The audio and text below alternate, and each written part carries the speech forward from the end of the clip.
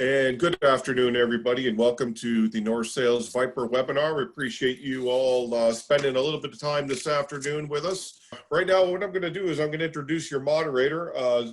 Zeke Horowitz is going to be moderating the clinic today for you guys. Zeke was the world champion, actually the first world champion for the Viper class back, I want to say, 2016. He's the Viper North American champ and a three-time Winter Series champion. Zeke, are you on the line here today? Yeah, I'm here, Brian. Can you hear me? I can. Yep. I'm going to pass this on over to Zeke, and he's going to put you through the whole paces and introduce our experts today. So good luck and have fun.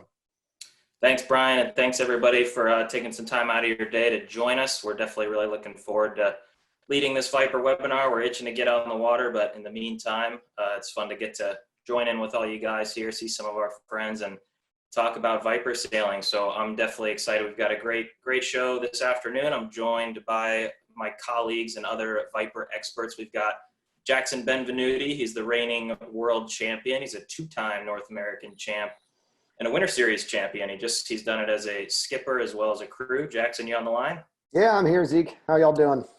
Awesome, man. Doing great. Glad to be chatting with you. And then we've also got Austin Powers, my colleague here in Annapolis, who you can see his credentials there. He just won the final Viper Winter Series regatta sailing with Peter Ill down in Sarasota, and he's just an expert on all things small sport boat. Austin, you with us?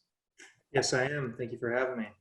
Awesome. Well, thanks for being here. Austin, you want to just kind of quickly run us through? We had a lot of kind of cool ideas on what we wanted to talk about today, but just give us an idea what we're in for here. Yeah, so when we started putting the webinar together, we decided we would do generally an upwind geared webinar to leave room for later on for a downwind webinar. And we also thought it would be a very good opportunity to talk about the new tuning that we've been working on a bit this winter. I know Jackson and I both been running it on our boats, and we thought we'd share kind of what we figured out over the last few months of work. Yeah, that's awesome. Jackson, I know we sailed together in the Viper a couple of years ago when you were kind of first getting involved in the class, and you right away wanted to jump on me and my tuning, and you saw some things that you thought you wanted to kind of change up. And I know you spent a lot of time working with the Egan's and some others trying to kind of put together a little bit of some updated tuning. So why don't you quickly kind of run us through sort of what you changed and why you changed it and what we've learned? Yeah, so I mean, at first the first thing I noticed when I got in the boat was that we weren't really winding the rig on all that much at the beginning. I think we were only putting like 2 to 4 turns most on the lowers, or maybe 6 or so turns on the caps, and the headstay was really bouncing around. So we started to try to find ways to fix that and winding the rig on a little bit more. And then as I started sailing with Andrew and Marcus Egan before the last Worlds, I guess in September of 2019, we had a little clinic down in Mississippi Gulf Coast. We brought Ed Adams and some other good tuning partners over there with us, and really tried to figure out what we could really do to maximize the headstay tension and keep that thing from bouncing around a ton. And these are the changes you see here on the screen, or what we came up with. Move the butt forward a little bit, shorten the headstay a little bit, adjust the mast box since we moved the mast forward and the partners to about the same kind of amount of wiggle that were there in the old tuning guide, and then made sure that due to those changes we had enough spreader deflection to keep the mast married to the left curve of the mainsail real nicely. And it turned out to be pretty good. One concern we had was about the light air, if we would still be fine in light air with these changes, make sure we could still get enough headstay sag. And even we didn't have a lot of time or opportunities to test these new changes in light air, but then a light and lumpy day came at the Worlds, and we actually won every race on that day. So it turned out to be just fine. Yeah, so speaking of kind of the light air, I mean, obviously the changes you made were really about getting headstay tension, being able to survive the heavy stuff, but it sounds like it's really great in the light air as well. So we kind of wanted to just go through sort of the light air setup, and we'll work our way towards the moderate and the heavier setup later on. But Austin, could you just give us kind of like three main points that you're thinking about when you're going out for what you think is going to be a light air day? And maybe start with, how do you define what's a light air day? Does that just mean 0 to 4 knots, or how do you decide what's light air? And then what are your main keys to go for? Yeah, so I think light air varies greatly depending on how much crew weight that you're actually carrying in the boat.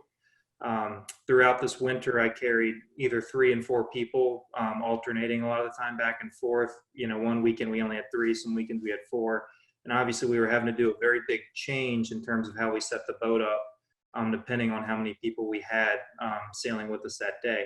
So I think light air is more towards how you're sitting in the boat. So I would call light air the setting, whatever that wind range you find that your crew is kind of leaning in. You're not really fully able to sit out on the rail and you feel like you're fighting for power all the time. You're not ever having to really lean out. You're not having to flatten the sails, and you're really just trying to maximize the power in the rig. So, for heavy teams, that could be 0 to 6. For a light team, it could be 0 to, 8 or 9 knots until you get fully powered up. And then for a lighter team, you might find yourself getting powered up around 5 or 6 knots. The 3 things I'm kind of looking for are, 1, you're going to adjust your bridle to make sure that when you trim your boom all the way into 2 block, that you're just able to stall that top telltale. I think a lot of people forget to adjust the bridle condition to condition, and that makes a big difference for hitting your max trim, especially off of the starting line when you're trying to hold your lane. We want to loosen those cap shrouds to where when we trim all the way in, we get a little bit of dangle in the leeward cap shroud. And we want to make sure that we increase the depth in the jib, both with a little bit of looser halyard tension and having a bit of in-haul in that windward sheet as well. Yeah, those are some great points, Austin. I think especially on the caps there, the leeward cap shroud dangle, I think in this picture it shows a great example of how much leeward cap shroud dangle is going on in a light air setup. It's pretty wiggly down there. It's not, it's not overly wiggly. You can definitely overdo it, but it's definitely got some dangle down there in the leeward upper shroud. And then, keeping your crew weight forward. I think in this picture, the forward crew is sitting in front of the shrouds. I think that's really good. And then making sure the weather sheet's on just enough. It might help induce a little bit of headstay sag there too with the weather sheet on it. Yeah, Jackson, I'm glad you brought up the headstay sag. I know obviously that was something you were really looking for in the heavier air to deal with. So how is that kind of translated into this lighter setup, specifically on the headstay sag, and what are you looking for with the new tuning to make sure that your headstay sag is enough in this light air? Yeah, well, so from the changes, we would just stay in the 2-to-1 ratio of caps or upper shrouds to lower shrouds, and just dialing them down or up until we get the proper amount of dangle on the leeward upper shroud. And the leeward upper shroud, to me, is a great indicator, like a key telltale about headstay sag, because headstay sag for me is really hard to quantify from on the boat. It's really hard to see. There's not much to gauge it against. And it's always kind of moving a little bit. So if you have that leeward upper shroud, that's a really key indicator of how much headstay sag you probably have. And if it's really wiggly down there in the leeward upper shroud, then you probably have a good bit of headstay sag. And if it's tight, you probably don't have any at all. And thanks for those lines, Zeke. That's great. You can see there's a decent amount of headstay sag there. It's a pretty good look. Decent amount of headstay sag. Crew's not really hiking yet. They're just kind of sitting on the rail. Boat looks good, well balanced. Yeah, I know that the headstay sag it just seems to be such a big indicator of power in the light air stuff, and making sure that the boat's able to get powered up to move forward enough. And what about, Austin, when you're sailing, do you look for, like, what visuals do you have on the headstay if it's moving around, or what are some kind of visual checks while you're going upwind other than the dangle and the leeward shroud? Yeah, I think we want to have it doing what's called breathing. So it might just be moving maybe a 1/2 inch to 1 inch. You can definitely overcook loosening your rig, and then you'll find yourself with almost a flappy luff where you get too close to the wind and it'll fold over, or if you get waves, it'll kind of snap itself as the waves come through. And I think at that point, you've probably overdone it on loosening your rig. So you just kind of want it breathing, and it's going to move around a little bit if you have it sagged properly, but you don't want it, fully clapping around and coming taut and then going completely loose at the same time. I think the other cool thing about this shot that I just briefly wanted to mention was the fact that the tiller, or the driver, has the tiller pinned to the deck. And I would imagine they're doing most of their steering with kind of their crew weight, and less with the rudder as much as possible in that lighter air. Yeah, that's a great point, Austin, about the crew weight. The boat's really spoony in its design, so any kind of heel changes or anything will really turn the boat just due to the nature of the hull shape. So steering with your weight in this condition and trying to keep the tiller on center line is an excellent point. And I totally agree with that. Yeah, that's great. And I think just really quickly, the other cool thing to point out here is how the the lower part of the main is kind of setting up where you see these overbend wrinkles in the bottom part of the mast. Is that sort of a good thing to look for in the light air? And how does that sort of, go ahead, Jackson. Yeah, no, I think that's a great point there, Zeke. You know, it's showing that the setup's probably pretty good there. And the mainsail luff curve is matching the mast bend pretty well there. And if the main's flat a little bit down low like that, like you see from that overbend wrinkle, that means that you could probably weather sheet on a little bit more, because you're not going to run the jib leach, the return from the jib leach, the flow off the jib leach going into the back of the main. So if you got that, that's probably a pretty good look right there. It's not a super overbend wrinkle, but it's just, you know, it's present. That's what you're looking for. Yeah. So you mentioned the in-hauler or the weather sheet there, Jackson, and that's got some impact on the Headstay Sag as well. But I just, as soon as you got on the boat, you trimmed jib for me when we sailed together, and you were just such a little magician up there working your weather sheet and your leeward sheet together. I can remember, Peter Beardsley, I think, is the first to use the term magician when referring to the how much you can really change with the weather sheeting there. So what are you looking for on the in-haul? Kind of what does that do? It's powering up the jib a little bit down low, but what else does it do to the performance of the boat? What are your sort of visual cues to go off of to make sure you're in the ballpark? Yeah, well, when I first got in the boat, the jib was really low on the deck. So we raised the jib shackle tack height. That's a tongue twister. Up from 2 inches to 2 3/4 inches. And that allowed us to move the leads back a little bit. And then that allowed us to weather sheet the jib a little bit more too, which made the boat go upwind really nicely. So you move the lead back, and then to get the shape back into the sail, you pull the weather sheet on. And as you see in this picture, the jib clew really seems to love to live right above that little combing there. I don't know if you can highlight that, Zeke, but the jib track is recessed into the deck, and then there's a molded fiberglass combing like lip there, corner, that the clew really seems to love to live above. And I think that's a really good, little indicator there that you've moved the jib clew in about 2 inches, and that's a pretty good look right there.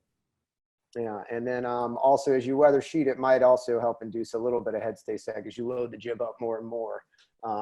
Maybe induces a little bit more headstay sag to power yourself up a little bit. Yeah, that's great. And then the other thing I like in this photo, going back to what Austin was talking about, is you can see there the bridle height. Do you want to is that about where you're looking for? And what do you look for, Austin, at that point with the leach of the main? Yeah, so if he is at that point, he's eased out maybe approximately 1 or 2 inches. He should be, as long as he's pressing on it and keeping the bow down, he should be getting good flow on all the telltales.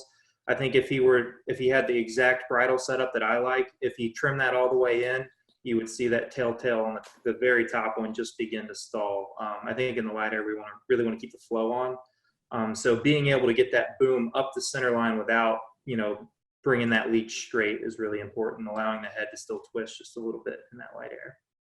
Yeah, I think that's perfect. Then you can also see down in here the cap shroud down here to leeward has got some nice dangling, and that's what Jackson and Austin were talking about in terms of making sure the headstay can sag a little bit. Austin, what about the jib halyard? What do you look for there? And then you guys can kind of talk about how that plays into your whole weather sheet and jib shape. Yeah, so you should be loosening it just a bit, just beginning to see a bit of scallops. If you're in flat water, you might go a little bit looser than that. If you have, things like big waves, say you're in Annapolis, where I sail a lot now, we have a lot of powerboat chops. So if you get that light air and powerboat chop, you might be a little bit looser than that. But I think mostly you're just trying to get just a bit of scalloping between the snaps on the jib would be decent. And then if you get, a little bit of a puff, you might be able to just squeeze it on just a little bit in the puff and go from there. Right. It sounds like I misspoke before. It's actually Peter Beardsley's the puppeteer, not the magician. So sorry about that, Peter. I didn't mean to upset you, but now that gives us something else to go on to. I thought you made a really good point about the weather sheet there, though. As you squeeze it on, like the weather, you're not like going to want to come out of attack and slam the weather sheet on immediately. You're going to want to get the boat up to speed, and then as you kind of go into like fifth gear, you start to squeeze it on to that position above the little molded combing lip there. You definitely don't want to just try to accelerate with the weather sheet on there. It's more of like we're up to speed, we're in a good lane, we're going well, let's squeeze the weather sheet on. That was a great point. That's an awesome point. Really good point there, Jackson. So Austin, just real quick, run us through this sort of chart here, just your last, kind of control settings for light air on setting the boat up. Yeah, so the base blocks still for the lighter air, which is that setting that Jackson was talking about a bit earlier, where it's that 1/8 inch of wiggle while you're on the trailer, not in your sailing on the water.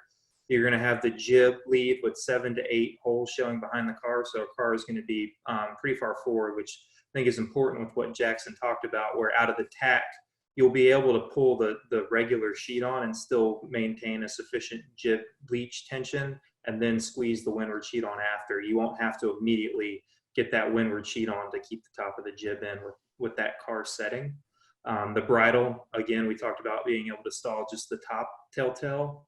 Your in-haul, around 1 or 2 inches of clue movement, probably just closer to the 1 inch of clue movement right over the combing that Jackson was referring to, and then the jib halyard were loose with scallops, and then on either side of that wave dependent. Groovy, thanks. And so we'll move a little bit into the little more fun stuff, some moderate air here. There's a nice picture of it was the Terminally Pretty was the vessel de Ewenson here sailing around in beautiful Annapolis. So Austin, just kind of real quick, now it's no longer light air, you're going into moderate. What are your 3 kind of giveaways, and how would you describe what that range is as far as the crew weight, the crew position? It might not just be all of a sudden it's 6.5 to 11.2 knots, but what kind of giveaways do you have to set up your moderate air? Yeah, I think the big one is going to be you're all leaning out and hiking, and you're going to be trying to take as much power as you can in the boat. So if you look at the main profile and the jib profile, those are pretty straight leeches. They're not really twisting or depowering the sails a whole lot. So you're going to want to tighten that bridle down enough to where, again, you can trim that, 2-block that main and just stall that top telltale. And then the jib leads are going to move maybe 1 to 2 holes aft, because we're going to start getting into in-hauling, which Jackson will talk about here in a second. And then you're just going to really be flattening out, the bottom of the main as well to take that in-haul. So things like out-haul Cunningham, and we're going to talk about a block change as well here in a bit. Yeah. No, Austin, I thought you made some great points there about the weight being the moderate air kind of indicator there. You can see in this picture, these guys are all sitting out with their butts over the rail. They have a little bit of something to hike against in the sail plan there. And then as you notice, they look like they're sailing with pretty straight leeches, not a ton of twist. And I think that's a great look for this moderate air. It's usually not too wavy at this point. Maybe in Annapolis, I don't know where this picture was taken. It could be wavy. Maybe in Lake Pontchartrain, it could be wavy in moderate air here in New Orleans. But usually in moderate air, when you're just starting to hike out, you really have something to press against, but you're not depowering yet at all. The boat can really, it seems like it really likes to sail with a bit more leeches and columns, straighter leeches, and you can narrow the groove there a little bit, and it likes it. It can take it. Yeah, that's a great shot there. The leeches look pretty in column. It's from the side. It's hard to tell, but I'm pretty sure they're pretty straight leeches there. I can tell from just looking at so many pictures and so many sailboats from over time.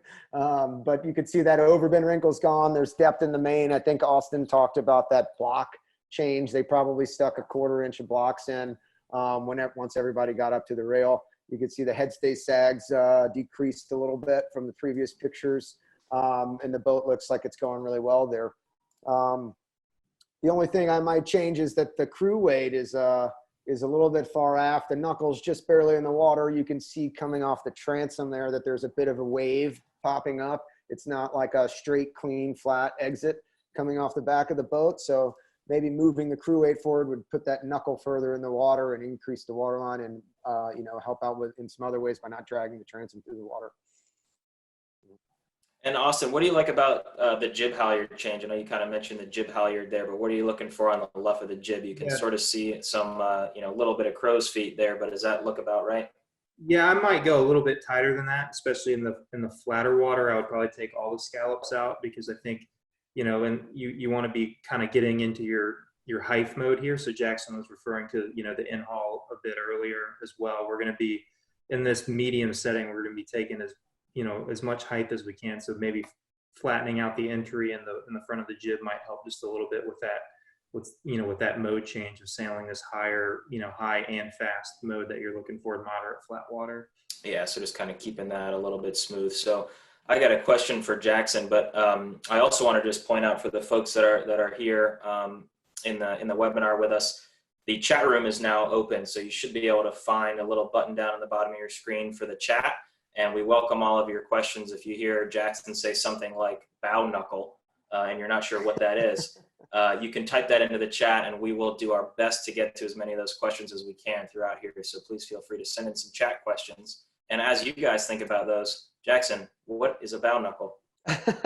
Well, the knuckle is, I think on the next, if you could go to the next slide, there you go. That's a great picture of it. Just on this GYA 29 boat, you could see where the forward vertical facing part of the bow comes down and then a little knuckle where the bow turns into the hull kind of.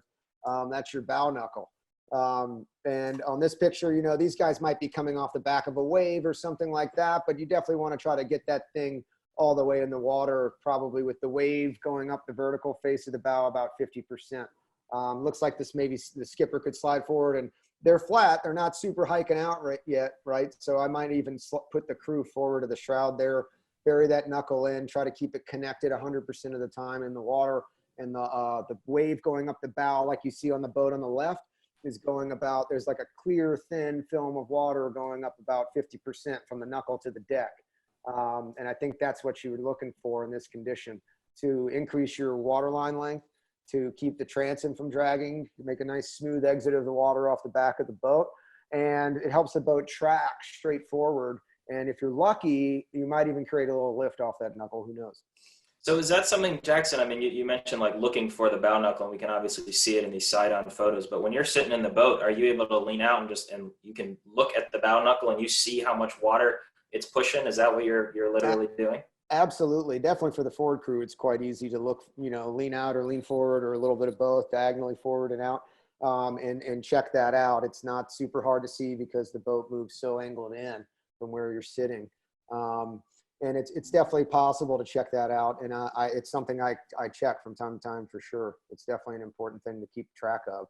It's not something as important as the wind or anything, like where's the next puff coming from, but it's definitely something that, you get your 4.5 trim set up in the boat, and then you can kind of like check it from time to time if you think something's off. Yeah, and I know, Austin, you did some sailing this winter with 3 people as well as with 4 people. How does the dance kind of work, and how does the dance change in terms of people in front of the shrouds, behind the shrouds, when you move? What are you kind of looking for in the 4-person setup? Yeah, so as you get into the moderate air, we were sailing with 1 person just in front of the shrouds and fully hiking. And then when we felt like we didn't have enough riding moment to then keep the boat flat, we might have to start easing the main more than we would like in that moderate, the moderate condition, we would then shift that first person back to just behind the shrouds, because as soon as you move back, you then get to a much wider point of the boat. And then you have a lot more riding moment because you're leaning out from maybe even like 2 feet further out. So you're really increasing the riding moment of that 4th crew out sailing. So you might have the bow knuckle come out maybe a bit more than you'd like, but it was really important to have that riding moment to keep the boat flat, to give the sails something to press against. Yeah, I'm glad you brought that up, because I think, it's really cool to be able to look down there and see the bow knuckle and have that, in the right spot for the given condition. But I can remember thinking, man, the boat just gets so much wider in the back where the skipper is, that as soon as it gets windy enough, I'm like, forget about the bow knuckle. Just get back here and sit in my lap and hike, because I need the riding moment from you. Yeah. So I think for sure it's like, the lighter it is, the further forward you are, and how long can your crew stand to hike in front of the shroud before they got to come back. But, I think, and Jackson, you can chime in, but the priority at some point just becomes keep the boat flat, and you can only do that by going back regardless of the bow knuckle, right? Right. Yeah, I think those are also all great points. Being the forward crew a lot of time on the boat, I would try to live up in front of the shroud, keeping that knuckle buried at 50% thing we were talking about, until we couldn't keep the boat flat anymore. And then I think keeping the boat flat is more important than the 4.5 trim of the boat.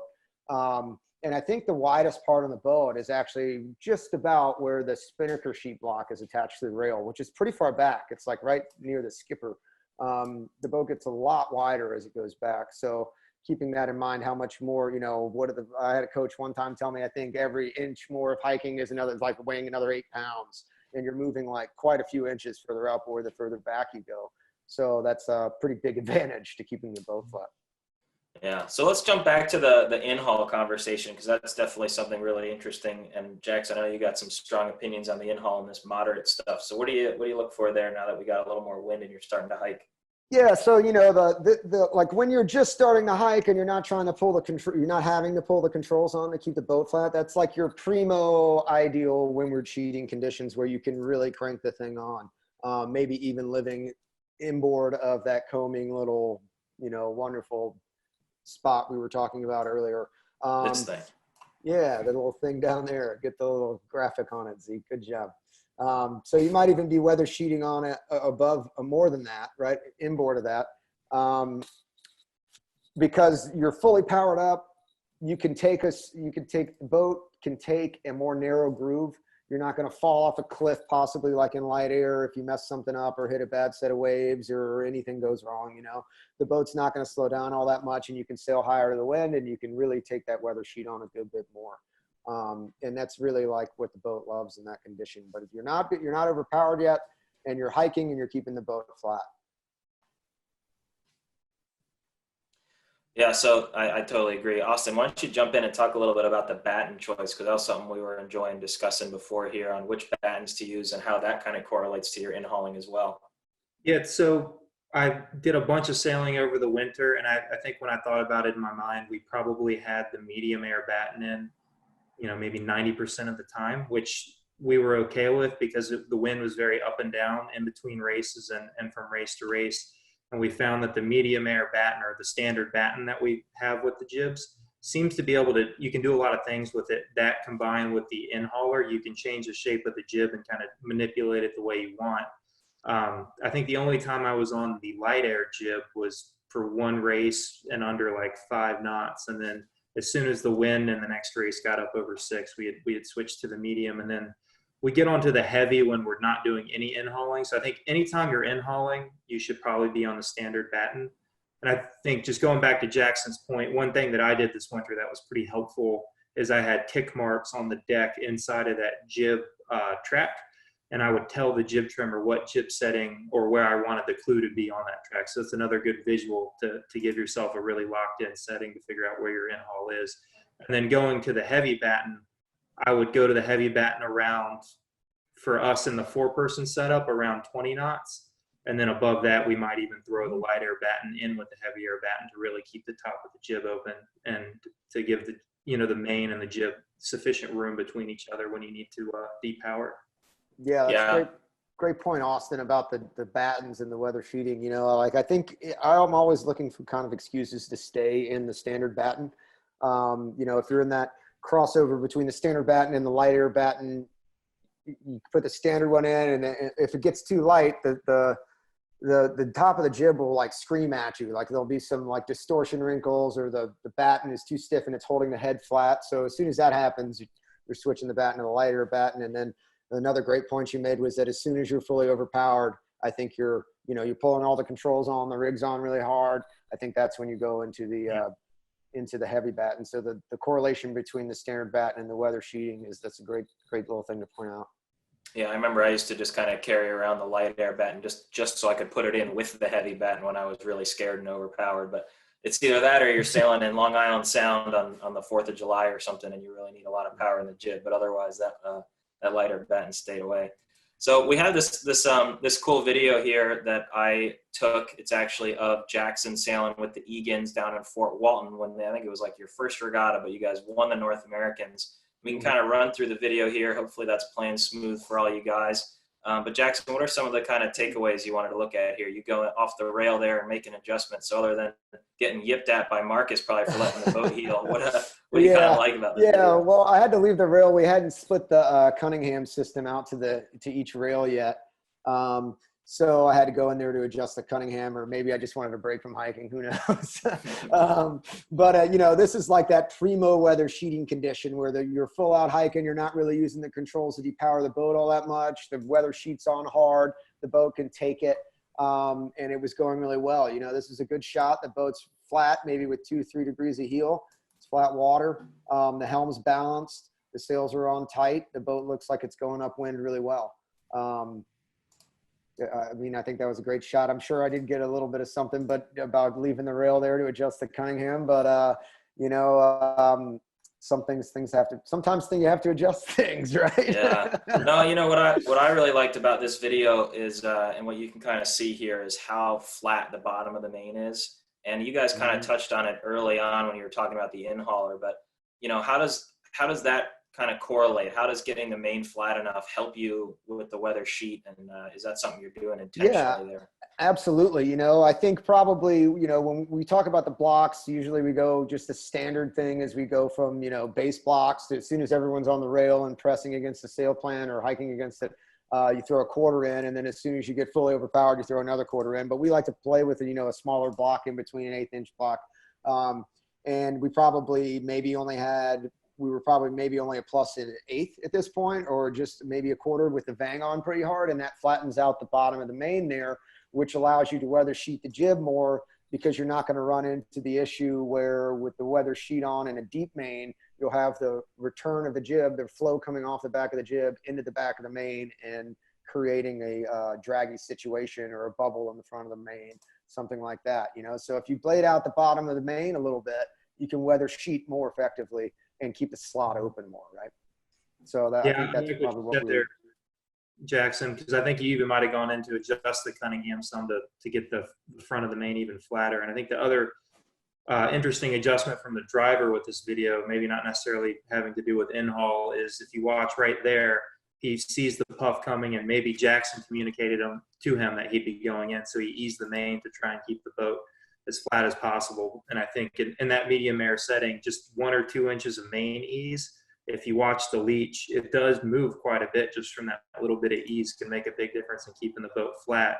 But we're not doing massive main dumps like you would maybe in the heavier air to keep the boat flat. Yeah, that's a great point, Austin. You know, I think also that you know, he obviously saw that I was leaving the rail, but it's, you know, it's interesting and kind of cool thing to point out to me that the boat doesn't heal immediately, right? It heals a little bit later. And so he doesn't ease the main immediately. He listens to, you know, through his connection to the boat, his butt to the rail, right? And as soon as he starts to feel the boat lifting, that's when he eases the main out to keep the boat flat. And I think that's a, you know, a sign of a really great driver, or somebody's connected to the boat and can feel it changing really well. And he trims back in after. Once catches the boat, the boat's reacted, and then he trims back in because the boat's found a new that's a great point. Yeah. The only thing I might change is back, if you play the video back one more time, I think you can see the very bottom foot of the jib falling away to leeward a little bit. And if you just snug the foot cord on the jib on a little bit, it'll help. See it right there to the bottom, just to the left of the foot there. It's the jib falling away to leeward after, you know, right below the clew. And if you snug the foot cord on a little bit, it will bring that back to weather a little bit and help seal it to the deck and continue that good in-plate effect that we're looking for when we attach the bottom of the jib to the deck. You guys make it look easy here, man. I wish it was this easy to change gears for all of us.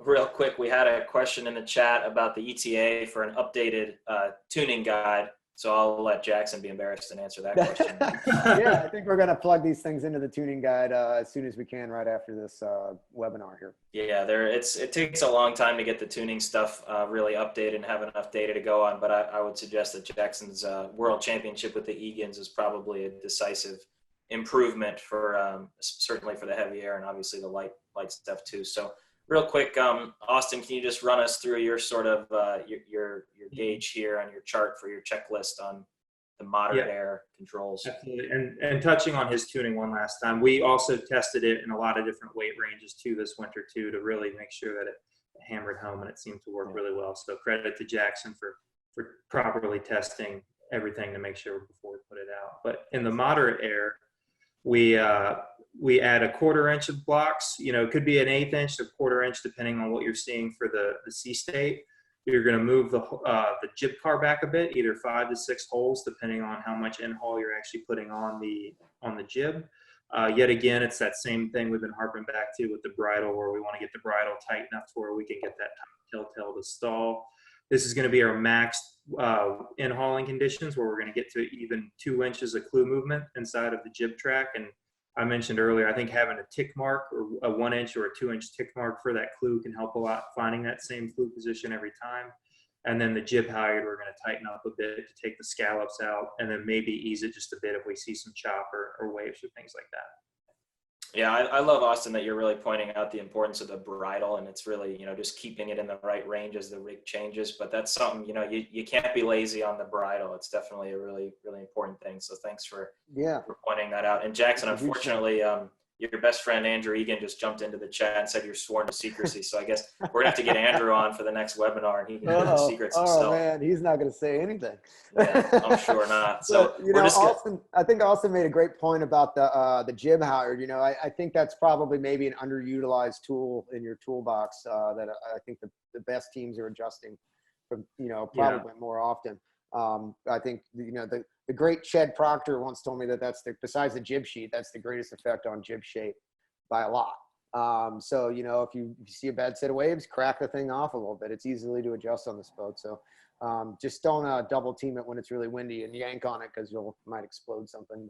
But as Andrew and I found out. That's good. And that comes into just not being lazy too, right? You got to be adjusting the jib halyard for sure. It's a really big fine tune adjustment. Yeah. So I got ahead a little bit before, but we're going to move into this, the heavy air upwind here stuff now that it's really sporty, what all us Viper sailors really live for. It's maybe more the downwind than the upwind. But, I know, like for me, I just try to get around the racetrack with the mast in the sky and the keel in the water is what I'm thinking about for the upwinds. But Austin, give us just some quick tips to make the boat a little bit easier to sail upwind for those of us that aren't as good as the Andrew Egans of the world. So first off, we want to step up on the rig a sufficient amount, because when we're into that heavy air sailing, we're going to be doing a lot of main eases and even some jib eases. And when we ease that main out, we're going to lose that headstay sag that we've been fighting so hard to gain from the new tuning.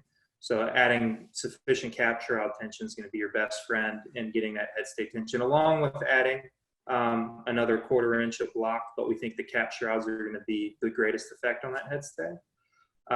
And then we're going to, yet again, I know I keep saying it, harping back to adjust that bridle so that you can get the proper leach profile in this wind. I think a really cool shot about that left boat there is how well the main and the jib match the twist profiles, where the boat on the right, the main's pretty twisty, but the jib isn't really necessarily matching up to it. And that's where you're going to see some of that stall on the top of the jib. So I think, having the bridle adjusted correctly, having the rig adjusted correctly, and then adding that 1/4 inch of block are going to be some things that you want to do pre-race to get your boat set up to sail in the heavy air. And then also go ahead and tell your crew that you're going to be yelling at them a lot to hike over the next, Yeah, unfortunately, hiking does seem to matter in the Viper class, doesn't it? It's like the only flaw as far as I can tell. But let's jump right in. Jackson, you obviously did a lot of work, and Austin mentioned the headstay sag is really what we're going for. So we got some great photos here, and just walk us through the differences you see here and the big change in the headstay. Yeah, I think the boat on the left here is sailing with the newer tuning updates, and the boat on the right is with the older tuning updates. And the boat on the left clearly has a little bit less bang on. I can tell that from the the wrinkles coming off the sail on the boat on the right, the boom bending, all those kind of things. And I think the combination of those two things is where the boat on the left has really decreased their headstay sag and helped to depower the jib. As you pull the vang on more, it bends the mast more, and then the headstay sags more, right? And then also with the tuning changes, it helps. So it's kind of a double-edged sword here between these two boats, between getting the headstay as tight as you can. This boat to the left is a little bit less vang, and the tuning changes. And you can clearly see the difference between the yellow line and the luff of the sail, how much headstay sag there was, or how much headstay tension there was, maybe is a better way to put it. And then with the vang on real hard, you can also see that the boat on the right, GYA 29, is having to sheet the main out a lot more. If you have the vang off a little bit, it powers up the bottom of the main, but it also twists the top off a lot more, grossly depowering the top of the main and freeing the boat up a little bit. But it allows you to pull the mainsail back, the boom back in a little bit, opening up the slot and freeing up the groove a little bit there. So I think that's where most of those changes came to decrease the headstay sag between these two boats. Yeah. Yeah, it's an interesting issue, right? Because it's, a lot of people I know sail in a mode where they just want to pull the vang or the G-nav on as hard as they can. And it's kind of that laser style vang sheeting. And we've definitely seen that work, but it definitely makes it harder to keep the headstay tension tight. Anytime you're pulling on the vang really hard, you're decreasing the headstay tension. Austin, what are you finding on those modes, and how do you kind of make that new tuning work without pulling the vang too hard? Yeah, I might have even been guilty of doing that some this winter, of getting locked into that vang sheeting style where looking at the pictures and when we debriefed about this a bit earlier, I think the main thing you'll notice from the boat on the right, with less vang on, and then the boat on the left into more of a vang sheeting mode, is they're almost 24 and 28 degrees. They're almost achieving the same amount of twist. The boat on the right is actually achieving more twist, but I think they're able to bring their lower leach and their mid leach in a bit more and give the boat something to drive up on and keep that height. So I think while the vang feels like it's kind of working like the backstay, if you're in a boat with a backstay, it's not necessarily true. You can go too far on it and actually invert the backside of the main to where it's not giving the proper return to give you, something to drive upwind on. And I think Jackson will talk a bit about that here with his Cobra. Yeah, what's a Cobra? Well, we'll get to that in just a second. But, I think that, both these boats have quite different looks, but they also had grossly different crew weights. I think the boat on the left was like 60 pounds, maybe more than that, heavier than us. So they didn't quite need to go through this gear change as quickly as we did in the wind strength. So because considering the boat's that flat, they probably even could have pulled the main in a little bit from there because they're so flat. But that vang on a little bit more was still probably working for their crew weight. But as we went into our crew weight in this breeze strength, and maybe this was taken in a puff compared to that other picture on the left, but we weren't able to keep the boat flat with the vang on without having to sheet the main out almost out near the rail. And that closes down the slot, and then you just heel over, and the sails aren't creating a driving force forward or thrust, if you will. So easing the vang off allowed us to pull the boom back closer to center line, grossly depower the top of the sail, and actually even maybe tighten the headstay a little bit by easing the vang, right? And also pulling the main sheet back on a little bit. So the Cobra look, where it's like, this whole return back down low and really twisty up top, looks kind of like maybe it's a Viper, maybe it's Cobra, I don't know, one of the two. Some kind of snake for this boating for sure. But it's definitely, I think Jackson just mentioned real quick the importance of how different it is to steer the boat with this Cobra look. Oh yeah. The boat's not going to have a great ability to point high in this condition. It's going to be really free and really loose. And the way that it works is that you keep the bow down and keep the boat ripping really fast forward. And after a few links, the keel starts to work really well. And the boat looks like it's bow down, but it's actually sailing upwind at the same angle as the other boats that aren't sailing at that thing, but a lot faster, Right. is the hope. But you have to make it a point to keep the bow down and keep the boat ripping. If you try to pinch in that mode, it's not going to work out well for you. So those are the things that we try to focus on when we're doing that. And so just real quick, because we're going to try and wrap up here before a full hour is gone, but I know the mast blocks are a really big, important part of setting up the boat for the big breeze. So how has that changed in the new tuning, and kind of what do you look for? How do you get all the mast blocks in? Austin, I think you describe it as a caveman method, but tell us how you get the blocks in and when you do it and what you're looking for there. Yeah, I think, with the new tuning, it's, obviously you're getting to a tighter headstay quicker. So getting the blocks in might even be a bit tougher. The way I have the blocks set up is you want to have a 1/4 inch and then an 1/8 inch and then a 1/4 inch and then an 1/8 inch. And I think it gives you kind of a half step going up through the range, whether you want to put a 1/4 or an 1/8 in. But like I said, my method, the caveman method, is I just go up on the foredeck and pretend like I'm playing hockey, and I check the mast until someone can put the strong like bull, smart like tractor. Yeah, exactly. So if someone can comment with a better way, I would love to hear it. That's how I do it. I used to just let Ian Coleman get very, very upset, and then heavy things tended to move. So you just get somebody mad and then have them just wail back. You could do it from standing behind and pull back as well. But what is that really doing, Jackson? I think that, if you have the blocks in properly, it helps push the bend up higher in the mast. So you can see from this yellow line compared to the bend in the mast that the bend is a little bit above the spreaders. And if you don't have enough blocks in, the bend's going to be a lot further down low. And it's not really going to be helping you out that much. You're pushing the bend up further in the mast. The max bend looks like it's right around that mid 50% draft stripe where that, great little red arrow there right under the USA, that draft stripe exists. And I think that's where it's really flattening out the main there. and then helping to twist the top open too. And if you have the bend all down low, you're not really achieving all that. And your headstay is going to be a little bit looser probably. Yeah, so I think just to kind of help summarize what you're talking about there, Jackson, he's talking about the difference in how much bend there is here. So the gap up here between the yellow line and the mast where the red arrow is relative to that gap down here. And you can see that it's a bigger gap up here, up top, meaning that there's more bend, and that's a result of those mast blocks, right? So without those mast blocks, the lower mast here is not going to be as well supported, and you're going to have more bend down low, which makes the boat a little bit more difficult to sail. By adding the blocks, you're pushing the bend up a little bit higher and achieving that sort of Cobra look that Jackson was describing before, getting the top flat but really twisted open. And you know what? The biggest thing that stands out to me in this picture, Jackson, and Andrew, if you're still with us, we talked about how important it is to be hiking in the Viper, and I know Austin likes hiking. I would not describe this as really working all of that hard. And just to remind everybody, this is the reigning world champion. But I think the big takeaway there, not to make too much fun of you, is all these changes, all these things we're talking about with the tuning, really getting comfortable with your tuning, makes it so that you can sail upwind a little bit easier. The boat's going to do a little bit more of the work for you, so you don't have to be hiking as hard as like a Laney is used to. Yeah. Well, I mean, if you set it up right and you head in the right direction, it makes it a lot easier to do well, right? We can only hope Jackson takes this time to work on his core strength. Oh, man. If nothing else. I've been working on the core strength the last few weeks, I'll tell you what. Yeah, I don't know. a lot of food and beverages going in this body.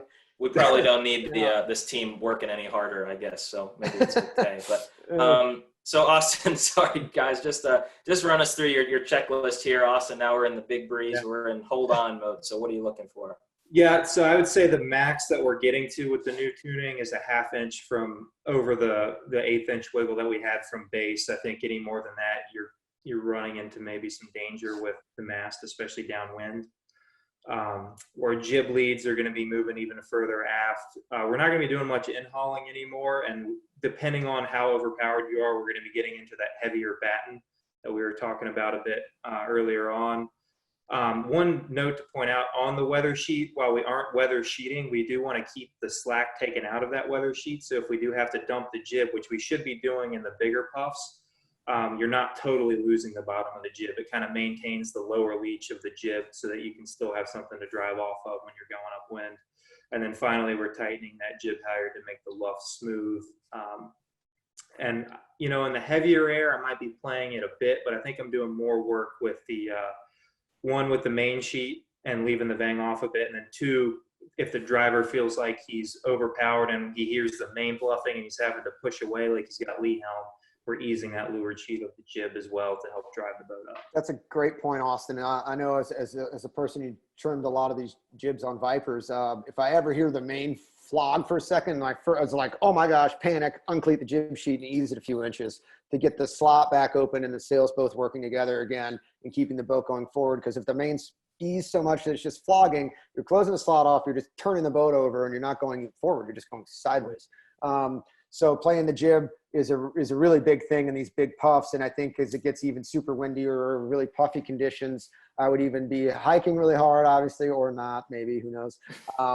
And as I'm counting down the puffs as the front guy, I'd be like 3, 2, the jib sheet would come out of the cleat. And then as the puff would absorb and I'd feel the boat lift under my butt, like we talked about being connected to the butt, is when the sail would go out.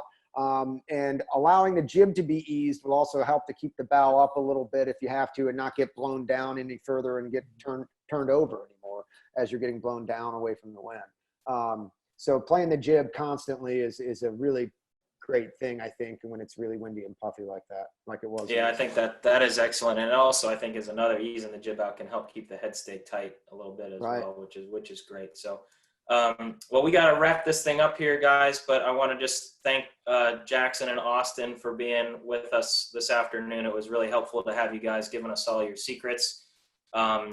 All of these webinars we're doing are being recorded, and they'll be on northsails.com as well as our YouTube channel. And then we just want to say, huge thank you to everybody that joined us live this afternoon, everybody that's watching the recording as well. We really appreciate your time and being with us this afternoon. So Jackson, Austin, thanks so much for being here, and can't wait to see you guys on a Viper race course soon. Yeah, thank you, Zeke, and thanks to everybody that joined us. And as Zeke mentioned, I think it's recorded, and feel free to contact any of us and reach out about anything we can help with. Yeah. Thank you for having us, guys. Awesome. All right. Thanks. Take Cool. care. Thanks, guys. Have a great evening.